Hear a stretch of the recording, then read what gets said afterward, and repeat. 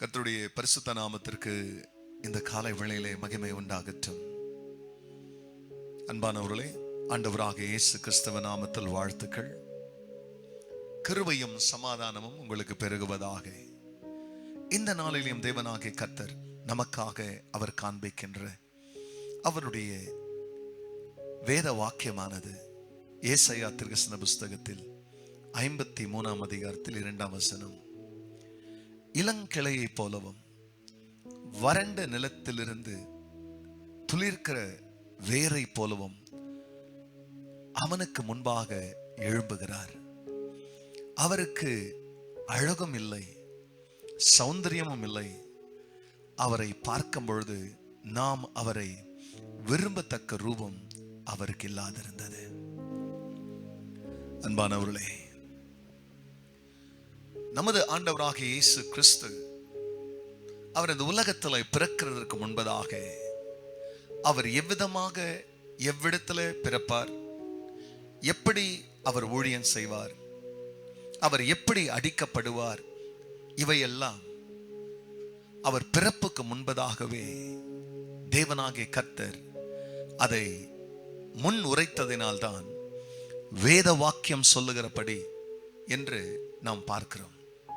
அப்படி இங்கே இயேசு நமக்காக அவர் பாடு அனுபவிக்கிறவராய் இந்த பூமிக்கு வந்த பொழுது தீர்க்கதரிசி இயேசுவை 700 வருஷத்துக்கு முன்பதாக, அவர் பிறப்பினுடைய 700 வருஷத்துக்கு முன்பதாக அவன் இந்த காட்சியை பார்க்கிறான். தீர்க்கதரிசி இதை தரிசிக்கும் போது சொல்லுகிறார், இளங்கிளையை போலவும் வறண்ட நிலத்திலிருந்து துளிர்க்கிற வேரை போலவும் அவனுக்கு முன்பாக அவர் எழும்புகிறார். அவருக்கு அழகும் இல்லை, சௌந்தரியமும் இல்லை. அவரை பார்க்கும் பொழுது நாம் அவரை விரும்பத்தக்க ரூபம் அவருக்கு இல்லாதிருந்தது. 10,000களில் சிறந்தவர், நம்மளை காப்பாற்றணும், நம்மளை ரட்சிக்கணும், நரகத்தை நின்று நம்மளை விடுதலை ஆக்கணும்னு அந்த அழகு நிறைந்தவர் அலங்கோலமாக்கப்படுகிறதை தீர்க்கதரிசி பார்க்கும்போது சொல்லுகிறார். அவருக்கு அழகும் இல்லை, அழகு உள்ளவருக்கு சௌந்தரியம் இல்லை, உனக்கும் எனக்கும் சௌந்தரியத்தை கொடுத்தவருக்கு. அவரை நாம் பார்க்கும் பொழுது விரும்பப்படத்தக்க ரூபம் அவருக்கு இல்லாதிருந்ததுன்னா அவரை சிறைச்சிட்டானுங்க, சீர்குலைச்சானுங்க, அவர் அடிச்சு கிழிச்சானுங்க, அவர் முகத்துல ரத்தம் கசையுது. இதெல்லாம் எதுக்காக தெரியுமா? நமக்காக. எதுக்கோ நம்ம கவலைப்படுறோம், ஆனா நமக்காக கவலைப்படுறவர் ஒருத்தர் இருக்கிறார் என்றதை மறந்துடுறோம். இந்த தேவன் உனக்காகவும் எனக்காகவும் மரித்தார். அன்பானவர்களே, உன் பிரச்சனை எதுவானா இருக்கட்டும், உனக்காகவே மரித்தவரை நோக்கிப்பார். அவர் காயத்தை நீ பார்த்தினா, அவர் உனக்காக அலங்கோலமானதை பார்த்தினா, உனக்கு வேண்டியதை அதில் நீ எடுக்கலாம். கர்த்தர் உன்னை ஆசீர்வதிப்பார். தொடர்ந்து அவரை நோக்கிப்பார், உங்க வாழ்க்கை அழகுபடும். ஜெபிக்கலாம்.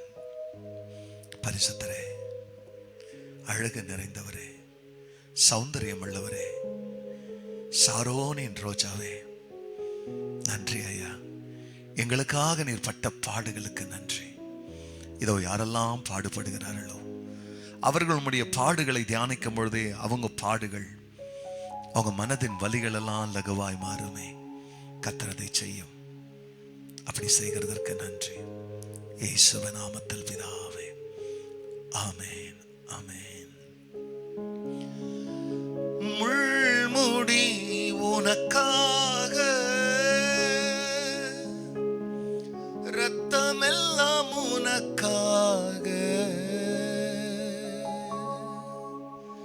God bless you, church. Have a blessed day. மறக்காதபடிக்கு இந்த செய்திகளை மற்றவங்களோடு பகிர்ந்து கொள்ளுங்க. கல்வாரி நாயகனுடைய அன்பை பரிசாற்றுங்கள். அவர் உங்களை ஆசீர்வதிப்பார். ஆமென்.